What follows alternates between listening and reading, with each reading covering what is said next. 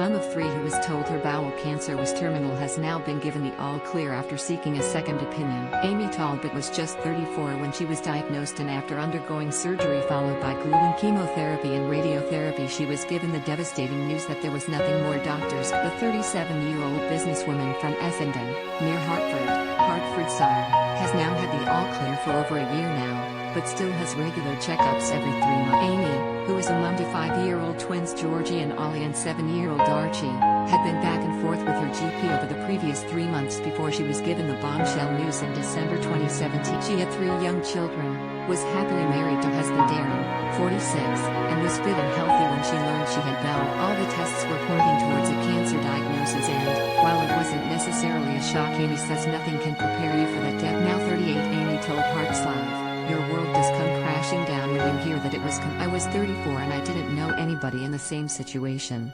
I was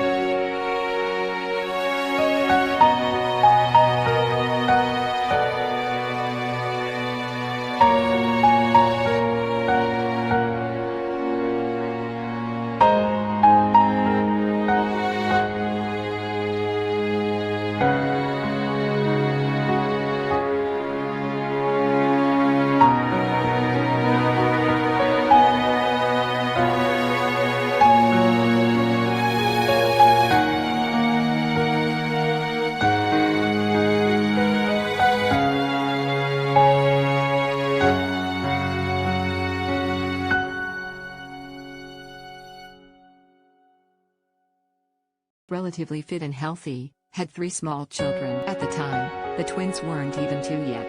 The pain started off as a lump in her stomach before turning into I thought it was a hernia or something, and then the pain kept getting worse, and then each morning the pain would be unbearable. It gradually got worse and worse, but by that point I was with a doctor and they were running tests. It was confirmed as cancer when they did a colonoscopy, and that's when I came face to face.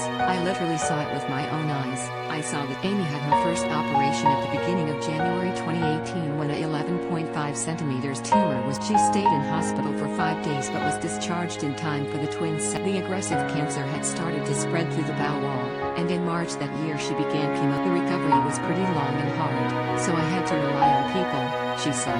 My kids were all really young at the time, so they still needed me to get them in and out of bed and things like that. From when I knew I was having the surgery, I had to teach the twins to get up and downstairs on their own. We had to take them out of cots and put them into bed because I knew I wouldn't be able to live. At the time, my husband was working and he was going to work at about 3 a.m.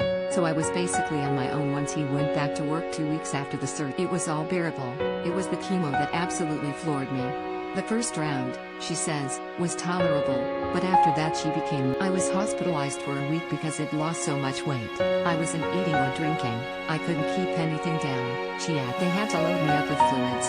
I only found out after I was released that the chemo was so toxic that it was doing more harm than good. Doctors were forced to cut short Amy's chemotherapy cycle, and she feared Amy continued to have routine checks, and in early 2019 it showed the cancer had returned. She was forced to have gruelling chemotherapy and radiotherapy every day for 5 weeks before Amy was told that there was nothing more they could do apart from put her on palliative. Amy's cancer was so aggressive that there were fears she would have no longer than a year. Determined not to take death as an option, Amy got a second opinion, which Amy was referred to the Basingstoke in North Hampshire hospital, and in order to be seen quicker, she had an invasive form of surgery at the private or BMI. That the 8-hour surgery was funded by the NHS, and Amy went under the knife in October 29. Doctors couldn't guarantee that she would wake up from it, but Amy says it was a risk she was willing to take. Technically, I'm classed as disabled now because they've done something to the nerve endings in my leg. There's all sorts of lasting effects from the surgery, but ultimately I didn't start feeling normal for about 6 months.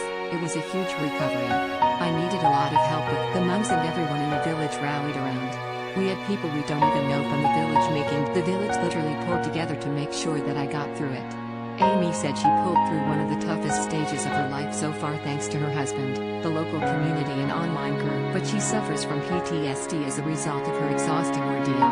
There's also a very high risk of the cancer returning because it had been at stage 4. Amy has advice to anyone going through the same thing: you're not on your own. She added, keep going. I would say trust your gut. You know your body better than your GP does. If you're not happy with an answer, go and see some. Trust your instinct. She added, I've always looked on the positives. I do have therapy now as I've got PTSD because of it. But I honestly believe my positive outlook on it made a huge difference to my outcome, as I've never been one to sit and cry about it. I'm like, okay, I've got this, let's deal with it, and I've never really let it get. Typically, cancer is an old person's disease. Most people don't know anyone my age who's been through something similar, but there are thousands of us out there. That's where social media really does come good, because through people's social media accounts you can see their experiences, see that you're not alone. You can talk to people, because no one really understands it, unless you've been through it. Amy, who also runs and owns Crystal Cove, a natural wellness website, and Mood Buddha, which specializes in handmade crystal candles and gifts, says herbal remedies have also helped her on her road to recovery. My outlook on life is different now, she said. I live for the day, I do what makes me. I've got more involved in the spiritual side of things. With my 2 businesses, I'm there to help other people as well. I want to be able to help people.